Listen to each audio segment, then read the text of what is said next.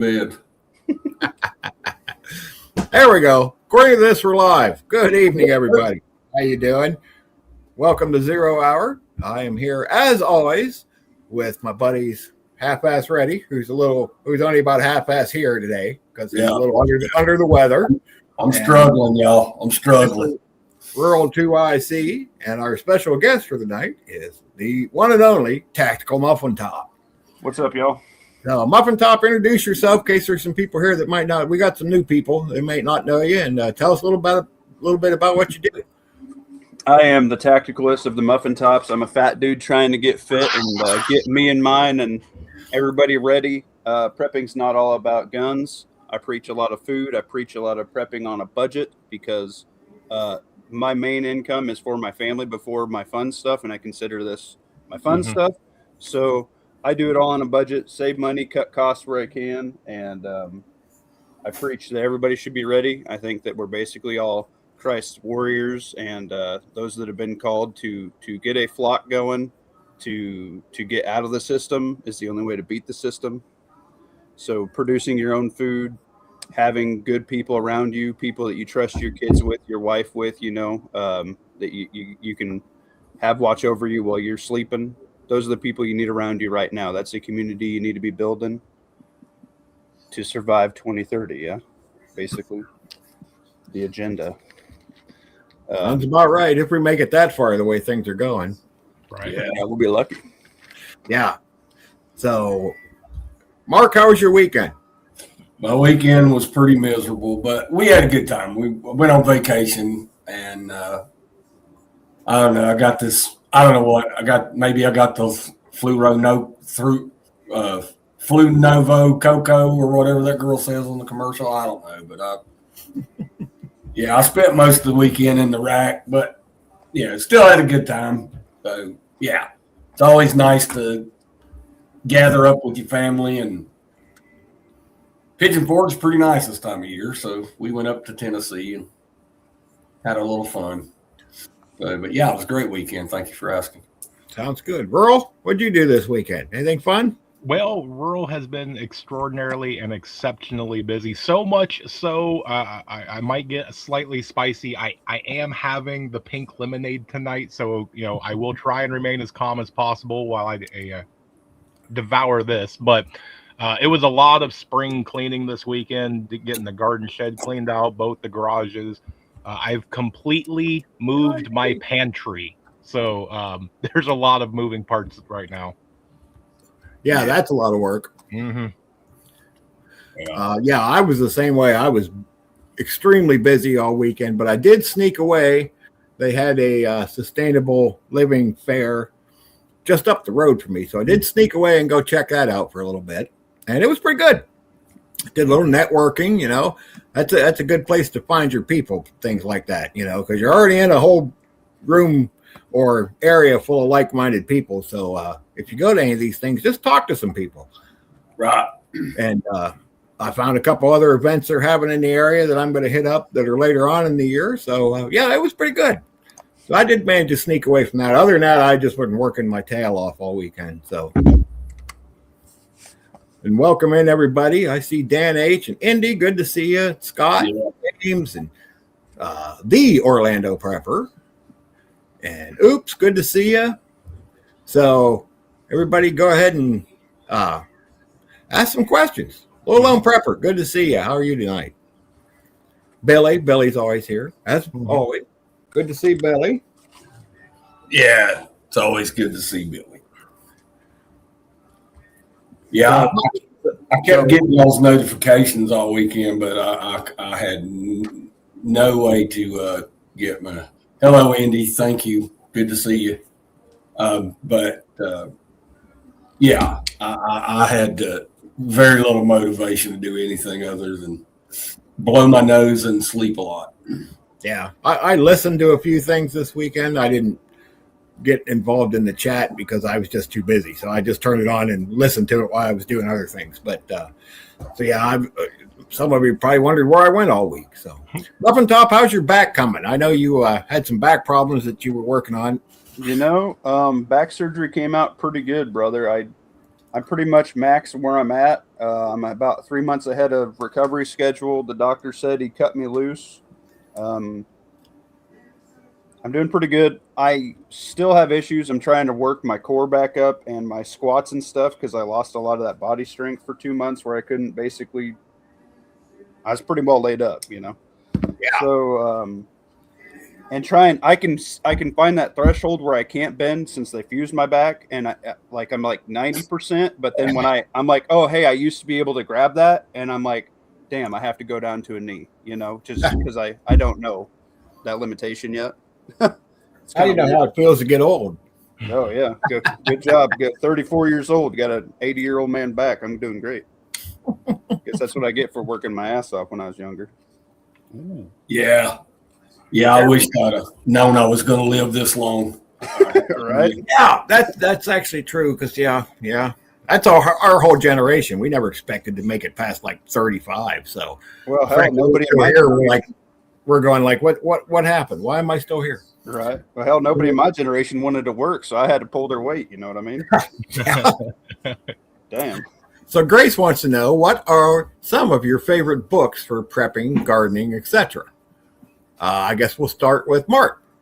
Well, I most of my gardening books are more like catalogs. I do enjoy Grit magazine.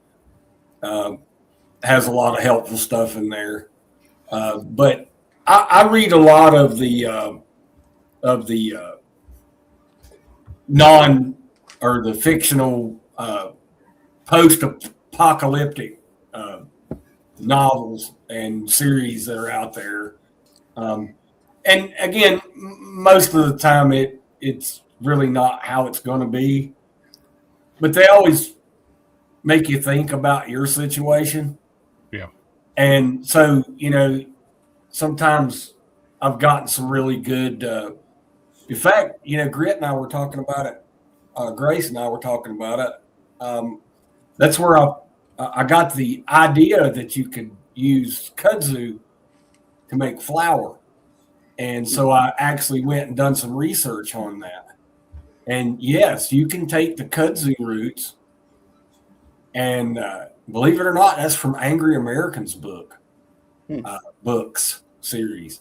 But you have to take the roots of the kudzu and dry them, and you can make flour from them. Cool. Rural, what about you? Rural's really bad about getting the authors and titles of books. I've actually right here, I can see them. I've got about 3 or 4 books that literally are nothing about gardening, and one about canning that I just picked up. So I haven't got to go through them. There is one that I have enjoyed and I've kept for a number of years. That's kind of like a gardening for dummies, if you will. Kind of that simple step-by-step that I've gone back and referred to, where I've grown something for 2 or 3 years, 4 years, whatever, and then all of a sudden I start getting a failure. It was really helped me to kind of go back and go, all right, here's the symptoms, here's this. What did I do wrong? Sounds good. Most of the books I read are scavenging, going out, you know, so I can identify what to eat and what not to eat. Yeah, I have some of those.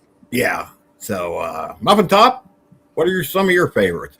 Well, my go-to is my grandma's recipe and canning book, because we've written down multi-generational recipes and we still use them because it's what we all like to eat. You know what I mean? So, Yep. Great grandma, you know, if it ain't broke, don't fix it. Yeah. So we Absolutely. rock that. I like to listen to a lot of prepper fiction as well. I like A American. I like his Going Home series. I like the 1 Second After by William R. Oh, Forstmann, you gotta love them. Yeah. which they're turning into a movie, I think, this year. Or next. Yes, they are. That's going to be Pretty good. excited about that. Yeah, I am too. That'll wake some normies up. Should. I listen to a lot of zombie audiobooks right now. I'm listening to The Terminal List by Jack Carr. Yep. It's a lot better than the show. The show doesn't do it justice. So Yeah, that's a good point about the cookbooks. I have a one of them card holders. My grandmother used to write all her recipes on like a 3x5 card, stick them in that card holder. right. And she's long gone, but we have that box of recipes in there that we go through. So Yep. And it's all written in cursive. We got a wood box like that. yeah, the kids can't read it, but James wants to know, he has a question about stuff you need in your bug out bag. Well, James, there's a lot that depends on that. Depends on how far you're going. That's right. What the weather's like, if there's water sources along the way or not. If you live in Ohio, you're going to have different things than what you have if you live in Arizona. So that's kind of might need you to be a little more specific on that. More personalized. Yeah. Yeah, that is very personal. Well, again, it's situational. Right. So it goes back to what were we talking about for the last 2 weeks? Planning. Yeah. Yeah. So where are you bugging from? Where are you bugging to? What can you carry? What do you need to carry? Because in certain situations, there's things you're going to have, right? And then there's certain things that you don't have to have. So I don't know. It's all. I have more than one bug out bag. Yeah. And it just and it's very personal, very situational. Yeah, it is. So Katrinka wants to know, how often do y'all on the panel check your bags and update them, etc. I usually do mine every season change because there's stuff in there that for wintertime that I don't need to be lugging around when it's 85 degrees out. So I usually do mine in the spring and the fall, and I get in there and just root around every now and then just for the fun of it, which I actually need to do coming up pretty soon. But what about you, Mark? How often do you update your bag? I'm like you. I used to put in winter stuff and summer stuff, right? And so, I would do it seasonally. But I have in my bug out bag what I think I need to achieve, with my bug out bag. So the only thing I do a couple of times a year, I like to take things out, make sure nothing's expired on the first aid stuff, things like that. And sometimes I just to refresh my own memory what I have in there because I forget. Probably ought to write it down somewhere, maybe. But and every time I open my bag, I find something in there that I'm carrying that I don't need to carry, right? Or I'm carrying way too much of. So, I do it a couple times a year. But now what I do, I have my wintertime cold weather stuff, let's put it that way, in another bag. Because my bag stays in my vehicle most of the time because I'm not bugging out from home. And even if I am, my car's going to be there. But I'm bugging from work to home. So, I want my bag there with what I need to get home. And so, and I've really lightened that load. When I first started doing it, it was probably, 40 or 50 pounds. Oh man, for a get home rig? Yeah, for a 7 mile hike, that's too much, right? Yeah, for sure. Right. And so I trimmed it down. I'm probably 25 pounds now.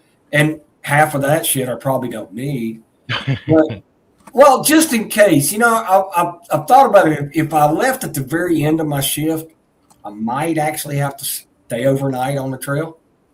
Right. Right. So I want enough to do that. Right. But again, I've actually stopped carrying a long gun.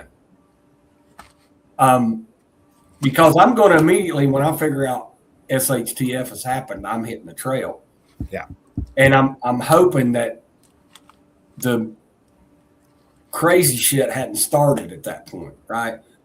And I'm hoping my sidearm can get me that far. And I think it will. Train like hell with it, it better. No matter the hell if I done all that training and I can't get home with my own damn gun. Earl, what do you think? How often do you update your bag?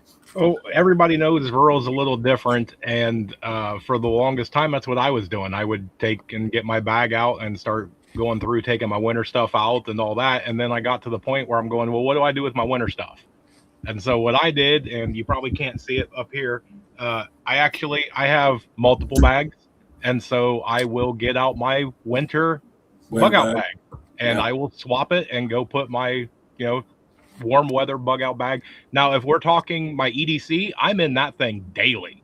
I am constantly in and out of that thing, getting stuff in and out. And so that's something different. Now, my inch bag, I usually only check that once a year. Yeah. My work bag, or the thing I take to, I only got 6 miles if I got to walk home. So it has stuff in it, but it's mostly like lunch and coffee. And, I do have some things in there in case I need to get home, but yeah, I'm in it every day. So, Muffin Top, what do you think?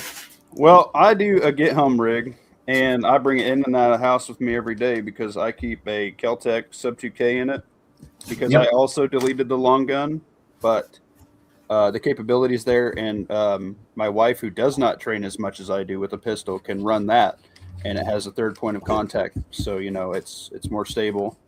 So if I had to, I could separate and they can have something, and whilst I face whatever super demon threat may be, the zombie apocalypse, and be a layer in between them. I have that same gun. I love it. Yeah, it's like the best freaking attachment for a Glock ever. Yeah, I love it. I want to get a Gen 3, but mine's just a Gen 2 right now. I have mine is a Gen 3, and yes, you definitely want to get a Gen 3. Yeah, I do. I want it bad. I change what I carry in the vehicle. So in the wintertime, I'll throw hand warmers, space blankets, some wool blankets, a Whoopee in the car. And then in the summertime, I'll take that out and put some like bug nets and some bug spray and like a thermos with a couple of their fuel tabs and whatever, because we have a shitload of bugs. And so I kind of rotate that out, but the bag stays the same. Yeah. And so for me, the get home bag is to get us home. We'll have enough for an overnight for us, me, the boy, and the wife, and a little bit extra if I have somebody who decides to tag along, whatever. Yeah. I keep that bag separate. If I'm going out of town further, I will add an additional bag, and I add 2 bags to carry because we're usually going with someone. So I'll carry a couple empty bags so they can go through some of their stuff to bring their clothing items and their toiletries. And if they have a pew, flashlights, whatever, we'll scavenge shit can what we don't need out of the cars. Yep. If we're in a hotel, snag the free coffee, throw all that crap in there, toilet paper. So 2 empty bags for whomever you may have with you is super handy. And then my bigger bag will have an AR in it when I'm further out of my comfort zone. And I'll bump my EDC up to, I carry 3 tourniquets, 2 Slishmans. I carry a TQ, 2 Slishmans on me. I carry a fixed blade knife, a folder when I'm out of town, and I carry. My wife carries a pepper spray, and I carry a pepper spray. Typically, I'm the only one carrying, and I will hand that off to my wife if we need to separate, so she has something. And then my inch bag, I don't do an inch bag. I do totes. So I have 4 totes, 1 medical and hygiene, 1 clothing and tactical gear with mags, and then I have 1 freeze-dried one, and then 1 kind of like a catch-all tote, and I have it on a dolly so I can take it up the stairs. So that's my 1 grab. That's what I grab, and it's enough to keep us going for about 3 months worth of food. So, man, that sounds like you've been looking over my shoulder when I pack my car.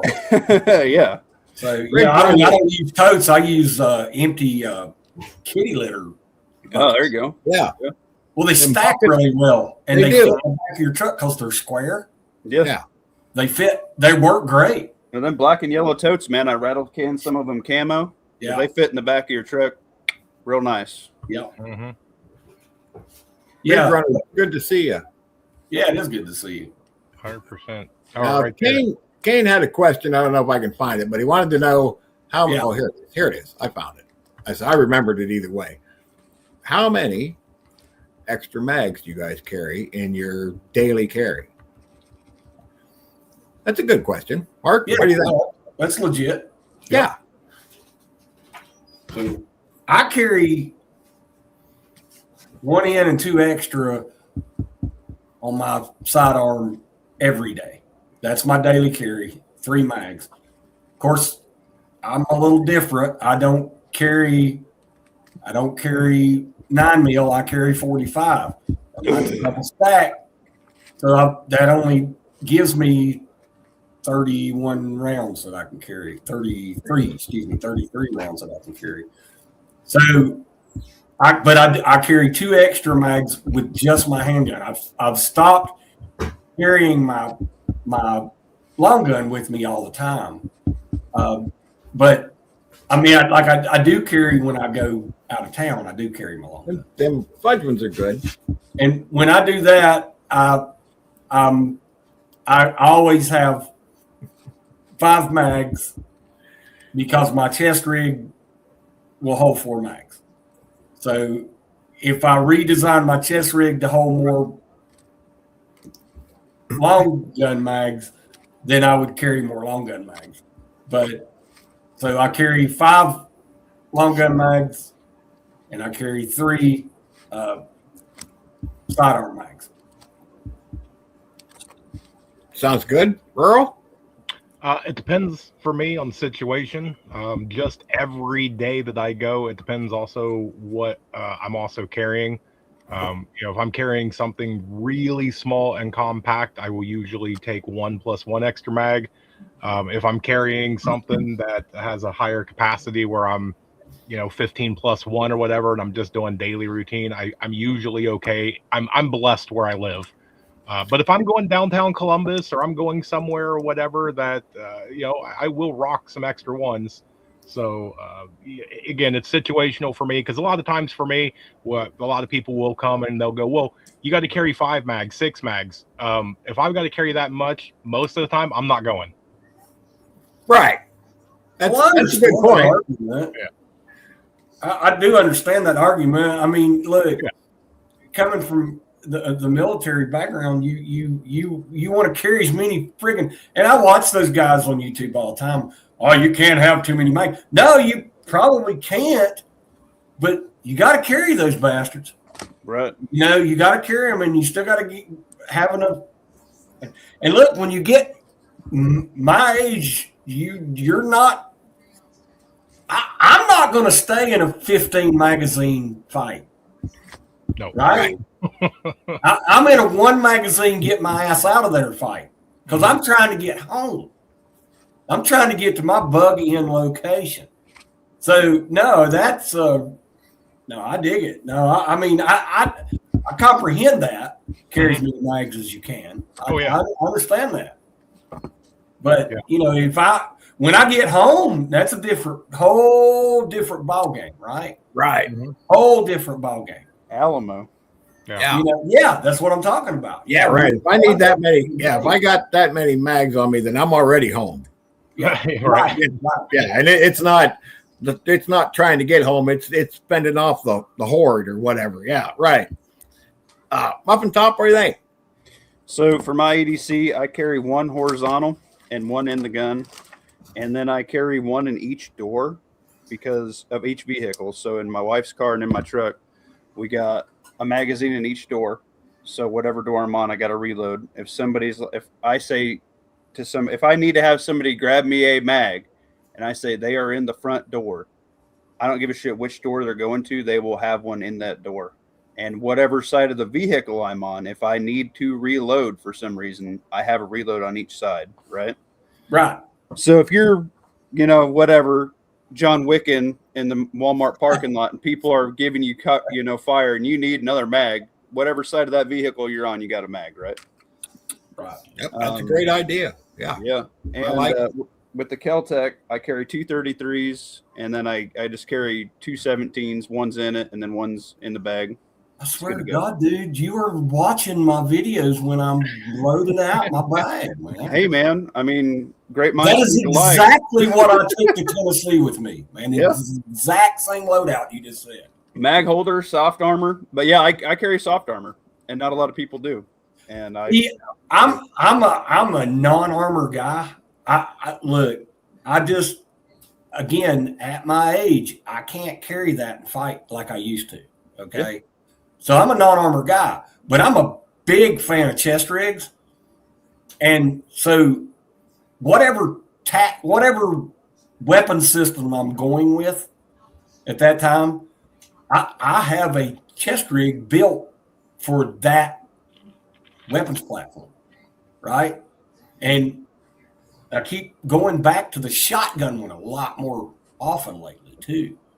But yeah, I mean, I'm big on that but again, when I get home, not. Well, I deleted the long gun and the plates from my truck because I blew the other disc last year when I was working and rucked real hard, you know. Yeah. So it's soft armor for me all the time. I dig it. So soft armor's a lot lighter, man. And if it's me in between whatever threat in my family, I'm gonna give them the best chance they got. And if that's me wearing a little bit of armor and being super sweaty, walking home on a 90+ degree day, fine. You know what I mean? Right. Yep. So MS Coast wants to know, what are the go, no-go trigger events? I just did this chat 3 days ago. Go right ahead then. Yeah, rock with it. It's fresh. So here's the problem is it's different for everybody, but if it's the zombie apocalypse, if it's aliens coming to probe your butt cheeks, if it's Yellowstone super volcanoes popping off, if Elon Musk's mole people come out of the freaking ground, whatever it is, if it's World War III, you see a nuke. If you see a nuke, you're probably toast. You know what I'm saying? But like, if you see the Red Dawn paratroopers, whatever you have to know. But as a group, if you have a mag and you are meeting up on bug out location 1, you know what I mean? Whether you're at work, you're shopping at Wally World, you're in the movies, and you get that text, who is your one person in the mag that says, hey, this trigger event has popped off if you have not seen it yet? Because obviously we're all going to be like, oh my God, super duper earthquake happened right here. Or, oh my God, F-26 tornado just popped off, right? Or a hurricane, whatever it's going to be. Who are you going to listen to in your mag when you get that text that says, hey, trigger event X, we got to all move right now and no hesitation. That's the problem. Because if you didn't bug out in COVID when the lockdowns popped off, you are never going to bug out. Right. You will never do it. Right. Yeah. That's a good point. You have to know, and you need to discuss your lines in the sand and come up with every natural disaster, world economic, EMP, whatever your things are, you need to hash them out and figure out who, what, when, where, how, and how y'all are getting there with how much shit. Yep. I like it. Mark, what do you think? Well, we've talked about it. I'm not bugging out till my shit's burned to the ground, but again, okay, natural disaster, you might have to bug out. Mm-hmm. Like my son had a tree in his house during Helene, he had to bug out, right? And so in that preparation, in that planning, here we go, that planning damn thing again. Mm-hmm. So in that planning, I never dreamed in my planning, because I couldn't get to him, okay, because the roads were either mud slid over, trees falling over, or washed completely out, or even underwater, okay? There were days, not hours, days when you couldn't get out of your driveway, okay? So that has entered into my planning now, right? You can't plan on a natural disaster, the roads being the roads. So, and honestly here, and I'm talking Western North Carolina, guys. I'm talking from Northern Georgia to Southern Virginia. Okay, there were no roads. Mm-mm. There were no roads. There were no roads. There are places in West North Carolina that still don't have roads. Okay, there are places in North Carolina where the creek moved where the road was. Back Cave. I'm talking about. So the creek is where the road was, and the road is where the creek was. What little bit of road it is. Okay, it's one lane through almost 5 miles of Back Cave to this day. Okay, that's a year and a half later. So yeah, your trigger event's going to be your trigger event, whatever it is, right? But I would challenge you to just have know bugging out ain't as easy as you think it is. No, it is not. Whirl, you're up. Well, for me, we actually have levels. And so when we have a trigger event, it is somebody in the mag, or you see something on social media or something that says, hey, cell phones are down. Well, that's an indicator, right? And so what that does is that goes through, and then we go into comms mode where we make sure everybody's still in communication. Are you aware of this, right? Maybe you're out in the garden, maybe you're at work, maybe you're driving, and we communicate going, hey, indicator number 1 just hit. And that puts everybody on notice as we build, right? Because maybe it's just Verizon or whatever. And so as we go through, at least in what we do, we go indicators first. And then if it starts escalating there, then we start moving in, right? Before we start circling the wagons of getting home. And then if you start getting more indicators, okay, that's now everybody get to rendezvous point A. And, we start going into there. So, but that's a generalized overview. That's kind of our plan at 5,000 feet. I love it. Yeah, that's pretty much. I'm probably on the same page as the rest of you. I'm not bugging out unless the house is burning down. But I'm bugging out. This is not a sustainable location for fire. yeah, but a couple of weeks ago when we had that cyber attack and YouTube went down, I was at work. Okay, YouTube goes down. I don't think too much of it. Next thing you know, the computers at work went down. Now I'm starting to go, what's going on? Mm-hmm. So my first, if we have that, indications of something. So I was going, well, it might be time to go. Yep. But I take a radio with me to work, a Bofang, right? So I clicked on the emergency broadcast channel to see if anything was going on. And if they would have said something, then I was out of there. But of course, it was just, nothing. It was just a small cyber attack. And an hour later, everything came back on. It was fine. But, that was starting to get the old antenna up going, might be time to just head on down the road. But so, yeah, that's an indicator. That's one of them things that you kind of keep an eye out for. Power outages and, all of a sudden the power goes out and your phone don't work either. That's so, yeah. So, and obviously if a nuclear warhead goes off anywhere in the world, that's go time. That's get your butt home. Yeah. Now, we don't have a lot of like natural disasters here. I'm kind of far enough east that I'm out of the tornado area of Ohio, because we're kind of in the rolling hills here, and tornadoes like flat land. Now you get West Ohio, it's pretty flat out there. Mm-hmm. They get tornadoes, So we're not around anything that's going to flood. There's a river that runs through town, but we're kind of up on a plateau like the whole town is. That river would have to flood. It would have to be a Noah's Ark kind of thing, because the rest of the state would be underwater before it got to us. So, I mean, that's not an issue. And so we don't really worry too much about natural disasters. Now, we have had the remnants of a hurricane come up through here. I want to say it was 2009. Don't quote me on that because it was a while ago.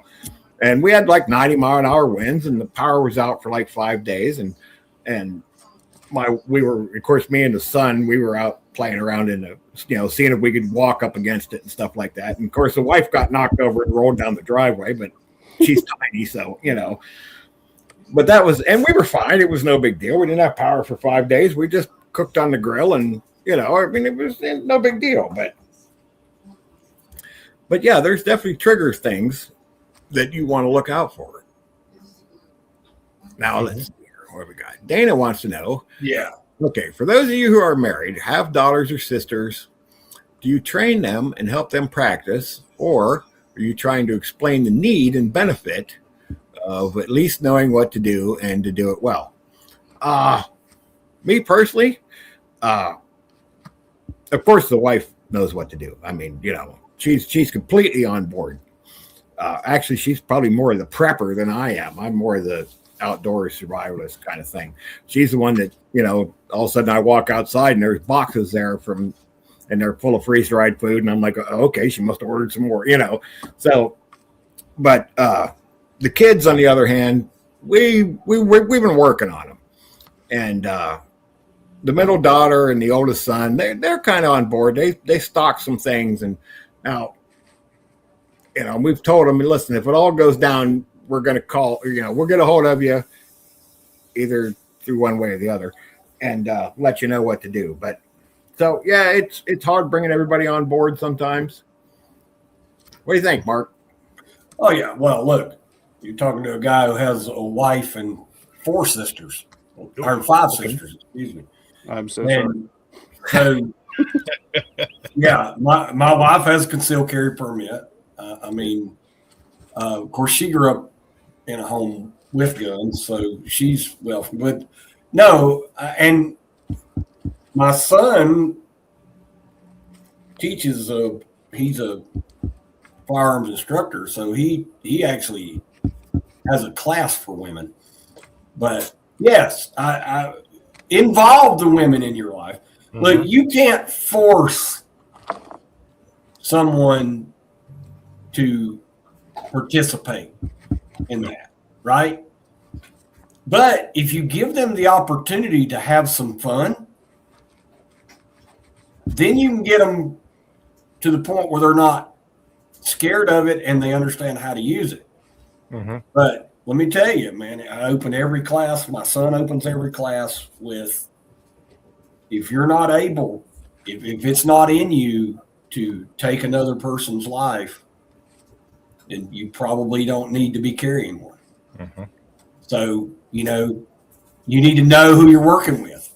But even if they can't take another person's life, they might still want to have some fun playing with a firearm. So give them the opportunity. They'll take it eventually. Yep. Yeah. Earl, what you got for us? Yeah, I agree. If you don't have that at home, your husband, your wife, daughters, whatever, if they're not interested, it can be difficult, especially if you're in a household. I've talked to people asking my advice where not only are they not willing to participate, but they actually actively fight against you. That's a waste of time. It's a waste of money. And that's way more difficult, right? For me, I'm going to go ahead and say #blessed, because the new lady in my life, dating, going to the gun range is awesome. So I'm very blessed in that, but it goes far beyond firearms, right? You don't have gender roles when it comes to survival. No, so you do not. If you're a man and you need to get in the kitchen, you need to learn how to process food, do all that. She needs to learn how to change the oil, start the tractor, because you never know when you're going to get sick, injured, something's going to happen. She's going to need to go out there, or he's going to need to start preparing food, right? So everybody should be cross-trained to some extent. Yep. Yeah. I agree. Muffin Top, what do you think? My wife does not carry. We had one incident where I was not home and she was in a corner of the house that I had told her, and she had the pistol with the light on it, and she was sitting there trying to call me, and I was not reachable at the time. And she was ready. She knew what to do. She doesn't carry. But I tell you what, your significant other and people that are around you a lot will learn a lot through osmosis of your skill and what you talk about for people. And the big thing for me is I carry a pepper spray for dogs. I've been bit and I ain't going to do it again. And for me, if we have a scenario that if carry it in my left pocket because I always carry lethal in my right and non-lethal in my left, just like my duty belt when I did security. And if that pepper spray goes from my pocket to my back pocket, she is to take it and get to the car as quick as possible with the kiddo. That's her job. So she has something on her. I carry it. And I know when I was talking to Jay, Prepared Citizens, the other day, or last week when I was on his deal, he carries a Glock 26 ankle, and he will give it to his oldest boy or his wife. So he carries the firearm for the people that won't carry, or, the kiddo's too small to carry. And I have no problem with that. If you have to carry a little extra weight, you're fine. You're a man. You can do it. But if people do not want to shoot, the best thing to get them to is go shoot cans with a 22. Yep. Anybody can defend your place with a 22. You get 25 rounders in it. I got the Glock 44. That's the kiddo. That's the wife's gun.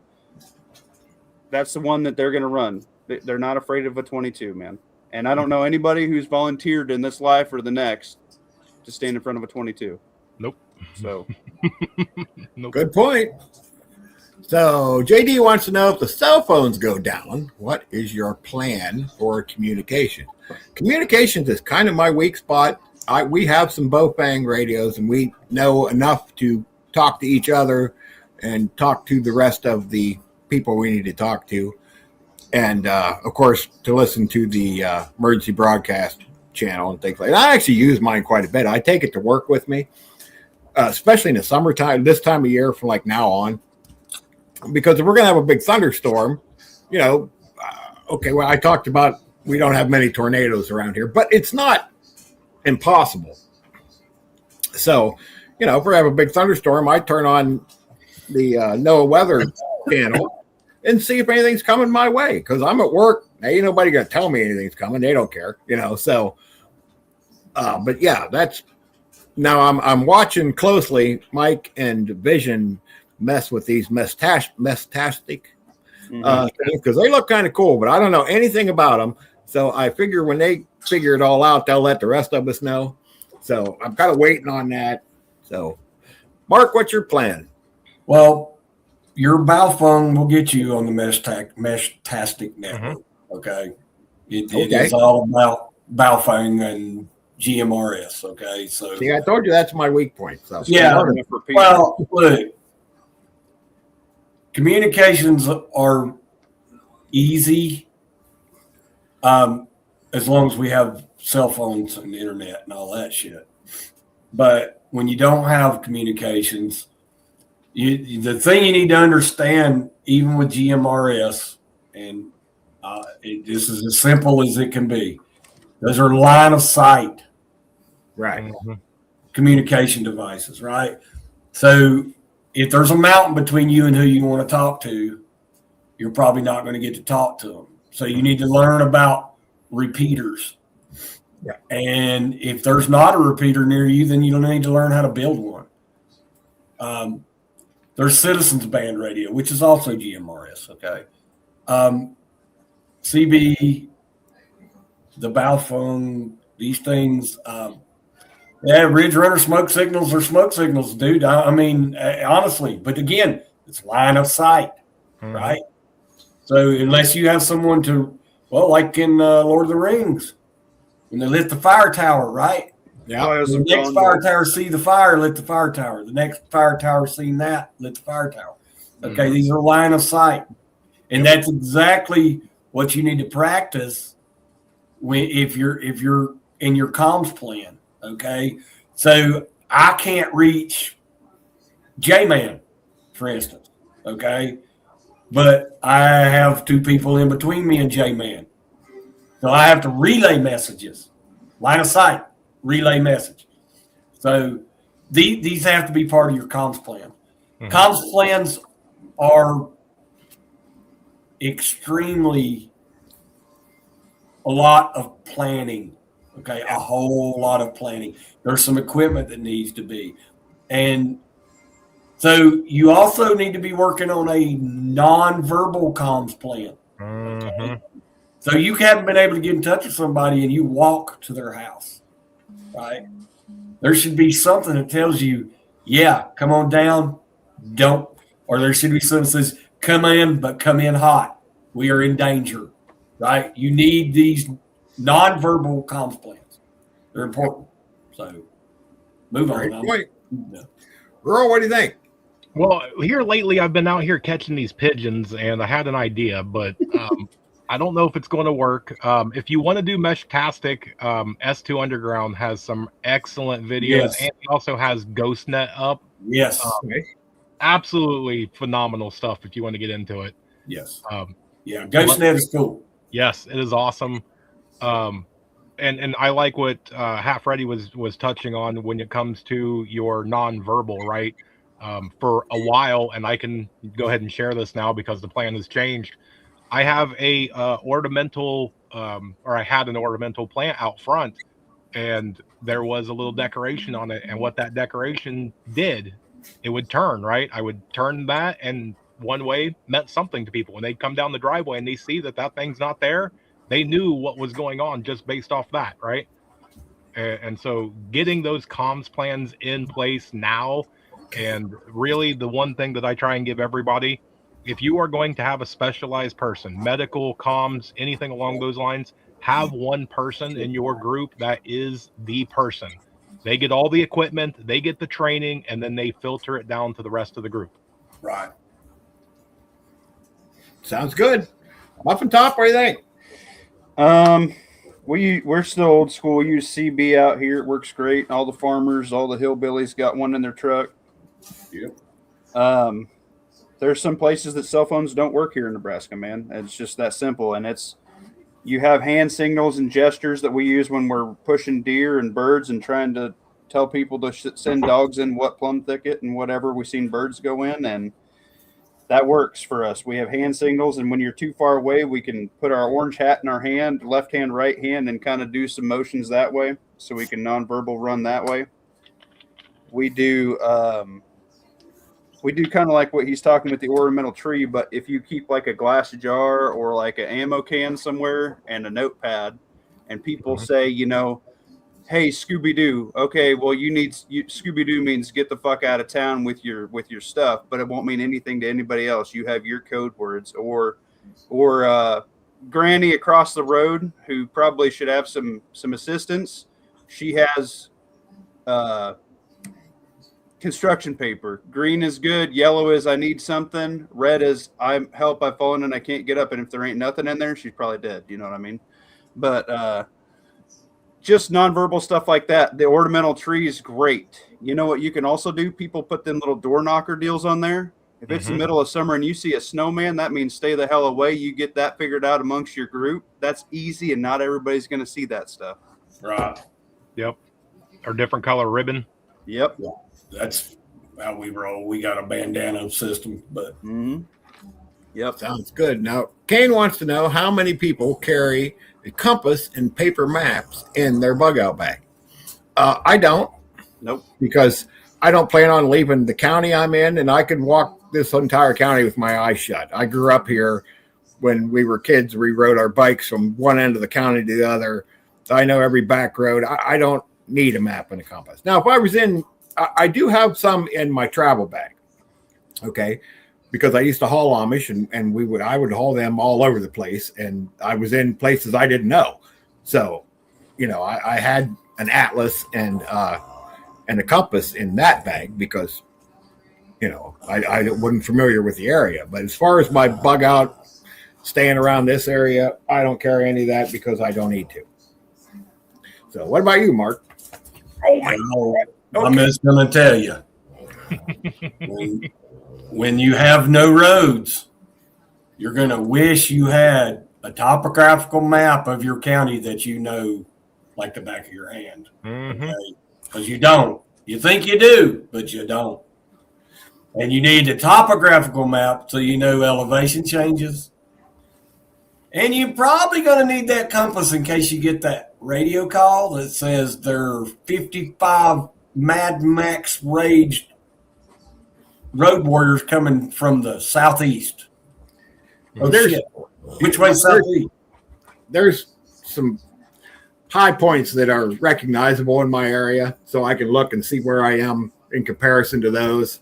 Okay, but what I'm saying is, I see what you're saying. You have to walk to your son's house You might want to know where all the creeks are that you're going to have to walk through. Oh, I know where all the creeks are. Well, no, you don't. I played in every one of them. If you ain't walked through every backyard of every, you don't know where all the creeks are. There are a lot of streams. Well, of course, I live in the mountains, so it is way different down here. But a topographical map is an important thing to have of your location that you're bugging in. It's extremely important. Will also help you set up your defensive perimeter. No, you can't stand on that. It'll help you set up your defensive perimeter, knowing where the easy pass to your door, right? The easy pass to your neighborhood. And you can focus more on those. Sounds good. Go ahead, Earl. I was trying to play with the puppy. Oh, you're okay. Here. Just try to. So I used to think like you, OVP. I knew it. I didn't need it. It was just a waste, of time and material and all the other stuff. And then for me, I'm extremely visual, and I started looking at the holes and what it can provide for me. So I started picking them up. And what it does for me is it's not so much of what I need to know, but what I can do is I can hang it up on the wall and I can go, we're going to go scout this area right here. We're going to X off these little things. This road is now out, right? And it's that little thing. And then we can pass them out to people, right? You're going to go this way, you're going to go that way, and then you mark how far you got and you come back, and then we all can share notes and whatnot. They're extraordinarily useful, especially if you have people passing through. Maybe that's a great barter item. And what it cost you? You stopped at a rest stop to pee, right? It's something that I highly encourage people to get. Oh yeah, that's a great point. Muffin Top, what you got for us? So I'm with OVP. My area, we don't need the maps. It's Nebraska, guys. We don't have a whole lot of elevation. So just saying, it's how many cornfields are we humping it, Right. And if you get lost in the cornfield, you turn one way that the rows are running and keep walking, you will exit the field and you will be on a road. You will figure it the fuck out. You know what I mean? Yeah. The problem with it is we do have maps and stuff on location for other observation, like you guys are talking about strategically and things like that. And I do plus the maps when we go out of our comfort zone and I go further. Pretty much when I throw in that second bag, we have routes planned for where we're going to go, 2 minimum. And then we have maps of that area, and I kind of look around and see resources, possible danger points, like, oh, hey, we had 4 robberies at this gas station in the last week. Guess what? We're probably not stopping at that gas station. You know what I mean? So just stuff like that. Yeah. Now the younger generation, they didn't run the county like our generation did. So, my kids don't know the area like I do. So for them, it would be a great idea to have a map because they don't, they didn't run all over the county like us Gen X generation did, where we were everywhere. And hey, now I had a mountain bike. I was everywhere. Yeah. Well, I'm just talking about around here. Right. Well, if you have a new prepper in your group, especially a younger prepper, buy them a Boy Scout handbook, please. Buy 10 of those things and put them in and give those to new members of your group, to people, because there is a terrific section in there about land navigation. And that's exactly the comment that got me talking about that one you just posted. Yeah, Gen X is, look, a Boy Scout handbook, is a great introduction into the world of prepping. Yeah, it is. That's true. And bushcraft and these things. But it's a wonderful book. Look, it's not going to teach you everything about anything, but it's going to teach you something about damn near everything you need to know to survive. So, I mean, I have probably, of course, I was a scoutmaster for many years, and I have probably 6 or 8 copies of the Boy Scout handbook in my house. And, it is a book that goes with me everywhere I go. Everywhere I go. I have one in my camper. I have one in my truck. I have one in my house. I have one everywhere. So, but yeah. All right, we'll leave the maps alone. All right. Well, Billy wants to know if Rural's planted anything yet. There's 100 and something peppers right here, like 2 feet away. Dang. Awesome. It's What 20 kind of degrees pepper? here, so Yeah, it was cold here today, but it's going to get pretty warm next week. There's a couple days in the 70s, which is unusual for this time of year, but I'll take it. You don't do anything in the mountains of North Carolina until after Mother's Day. yep. That's We will kind get of a a good look. idea here too. I mean, that's a pretty Well, good it's idea. funny, you'll go plant and you go plant in April and in the last couple of years everybody's been pretty lucky. But I promise you, before Mother's Day, you will be replanting after Mother's Day. Oh yeah, there's still. If you look at the long range forecast, even here, I think in a couple of weeks they're calling for snow. Of course, that'll change a half a dozen times before then. But so and last year, bug out weekend was in May, middle of May, and we were watching the weather forecast, wondering if we were going to have to take the buddy heater with us up until a couple of days ahead of time, and then it ended up saying no, it's going to be warm, and it was fine, but you just never know at this time of year. So Yeah. but what kind of peppers are you planting, Earl? Most of them are jalapeno. There is a lot of long cayenne, bells, and then I also have my ghost pepper, my Carolina Reaper, and my Trinidad Scorpion. Right on. We usually plant some banana peppers, and my goodness, of them things grow here. Good Lord. One year we planted 4 bushes, and we were giving away 30-gallon trash bags full of peppers because it was like, we can't freeze. We got way too many. So you getting ready to plant some stuff, Muffin Top? I will start in my little mini greenhouses, which are just see-through totes, here in the next weekend or two. Mhm. But I got to bring them in. We will get a blizzard before Mother's Day. We're getting snow tonight. It was 70 degrees yesterday, and I have an inch of snow today. Welcome to Nebraska. Sounds like Ohio. We get about the same stuff. Yep. So it's just where it's at, man. They can't survive outside. So No. It was like 30 degrees here, and in like 3 days it's going to be 60. Then we got some 70s, and then we'll be back down to 30s. So yeah, that's how it is here too. garden Just cleaning never know. up and composting right now, and that's about it. So Looks like Israel is after Lebanon tonight, so that's getting more exciting over there. But yeah, I'm starting to. I want to get some things planted, but it's too early. So it is too early for that. Well, we've about hit our hour already. I swear this goes faster every week. Yes, it does. We're going to start making it 90 minutes or something.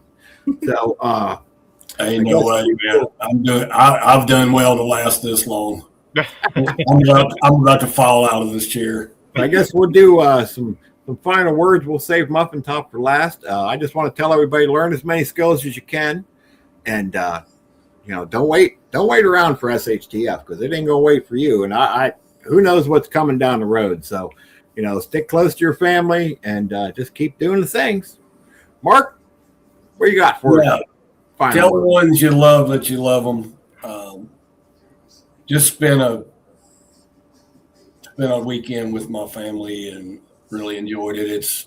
I felt like crap, but man, it's always a blessing to spend time with the people you love. So I feel blessed. I feel refreshed for the rest of the world. So take that time and do that. It was nice to hang out and do some planning. It is getting spring, and it is getting spring. So it's time to, while you're still trapped in the house, it's time to make those plans on what you're going to do this spring, right? mhm. Time to make those plans, and look, write them down and put them in a place where it's in your face so that you actually try to achieve those plans. Yep. But tell the ones you love that you love them. Love you guys. See y'all next Sunday. Love it. Love it. Earl, what do you got for us? Yeah, I'm gonna go and kind of follow up on that. I'm huge into telling the loved ones that you love them.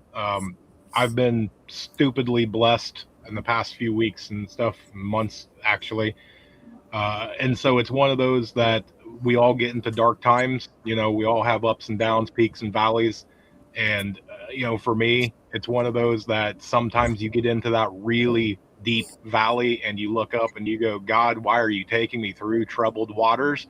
And he goes, because your enemies can't swim. All right. That's right. I mean, it's just one of those things that you just got to keep doing what you're doing. You got to work hard. You got to put forth the effort, trust the plan, and you'll come out on top. And that goes with just about everything. So make sure that you give thanks and praise where it belongs. Keep your nose down and keep working hard. And don't take your loved ones for granted, right? Keep doing the things. Yep. Great advice. I love it. Muffin Top will end with you. What do you got for us? Set us off. I'll close it with my typical, stay vigilant, get fit, stack your food and water, and find and build your trusted community and actually work together. That's what we need. We need all that stuff. If you're solid in all four of those, you'll probably make it through about any bad thing that life throws at you, and you'll be fine. You're good to go. Yep. Love it. Love it. So, guys, thanks for stopping by. We will see you next week on Mark's channel, right? Yep. Right? Yeah. Okay. Yep. I get That confused. sounds right. So, thanks for stopping by. Stay vigilant, everybody. We will see you next week. Have a good week, everybody.